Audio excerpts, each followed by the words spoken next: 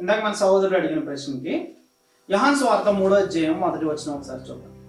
యూదుల అధికారి అయిన నికోదేము అనే పరిసయ్యుడు ఒకడు ఉన్నాడు. ఎవరట?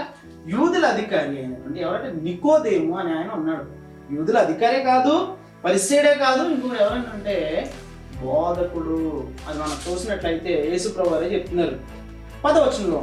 యేసు ఇట్లా నేను నీవు ఇశ్రాయేలుకు బోధకుడు అయి వీటిని ఎరుగగా. అంటే నికోదేము ఏంటట?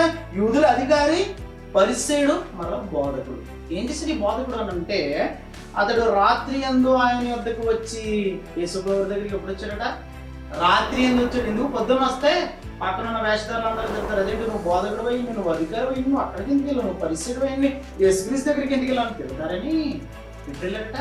ఆయనకి ఇవ్వబడాలని, ఆయన దగ్గర నేర్చుకోవాలని, ఆయన దగ్గర తగ్గించుకోవాలని ఎప్పుడు వెళ్ళాడని అంటే రాత్రి ఎందు వచ్చి బోధకుడా నీవు దేవుని వద్ద నుండి వచ్చిన బోధకుడు. ఈయన ఎవరు? యేసుప్రభువు ఏం చెప్తున్నాడు? నువ్వు బోధకుడు, ఇశ్రాయేలుకు బోధకుడు. కానీ ఈ బోధకుడు ఎవరిని పిలుస్తున్నాడు? యేసుప్రభువు అని అంటే బోధకుడు అని పిలుస్తున్నాడు. ఒక టీచర్ అవ్వాలంటే ఏం చేయాలి? బాగా కష్టపడి చదవాలి, జ్ఞానాన్ని అర్జించాలి, జ్ఞానాన్ని సంపాదించాలి. అప్పుడే అతని టీచర్ అని అంటారు, ఎక్స్ప్లెయిన్ చేయగలగాలి. మరి యేసుప్రభువుకి ఏమైనా చదువు ఉందంటారా? పాండిత్యం ఉందంటారా? మరి ఈయన బోధకుడు అన్నట్టు యూదుల పరిస్థితి అయినటువంటి యూదుల అధికారి అయినటువంటి నికోదేముకి తెలియదు అంటారా? 7వ అధ్యాయం 15వ వచనం చూద్దాం. అదే యోహాను సువార్త 7వ అధ్యాయం 15వ వచనంలో యూదులు అందుకు ఆశ్చర్యపడి చదువుకొనని ఇతనికి ఈ పాండిత్యం ఎట్లా వచ్చిందని చెప్పుకొనిరి. ఏంటట?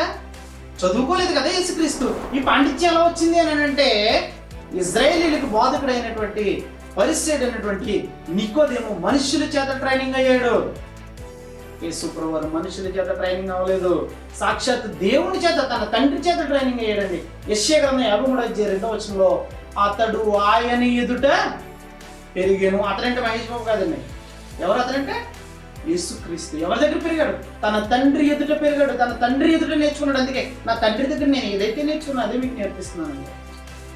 సో ఈ రోజున ఎవరితో ట్రైనింగ్ అయ్యో? దొంగలతో ట్రైనింగ్ చించవలబడే సర్టిఫికేట్ ఎందుకు పనిచేయదు?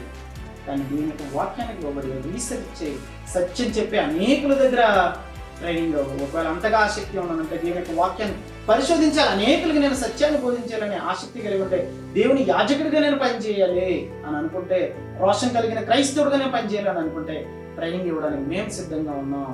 Team COC HOD churches of Christ Hyderabad మేమందరం కూడా సిద్ధంగా ఉన్నాం. సోదరులందరూ కూడా మిమ్మల్ని ప్రేమతో ఆహ్వానిస్తున్నాం. ఇక్కడ స్క్రోలింగ్ వచ్చినటువంటి నెంబర్ తీసుకుని మీరు మా దగ్గరికి వస్తే సత్యాన్ని బోధించడానికి మేము వెనకాడం, నేర్పించడానికి ఎప్పుడు ముందు తల్లిదా మమ్మల్ని అన్న పిల్లలు మేమన్నా వచ్చి చెప్తాం. సోదరుల సత్యాన్ని వెతుకుదాం. అది లోతుగా ఉంది, చాలా దూరంగా ఉంది, దాన్ని వెతికి వెంటాడదాం. సత్యం ఏంటి? నీ వాక్యం సత్యం, యేసుప్రభువు వారే సత్యం, దీని వాక్యం సత్యం. ఆ సత్యంలో ఉన్నది నడుపుతాం. అందరికీ ఉన్నారు. God bless you.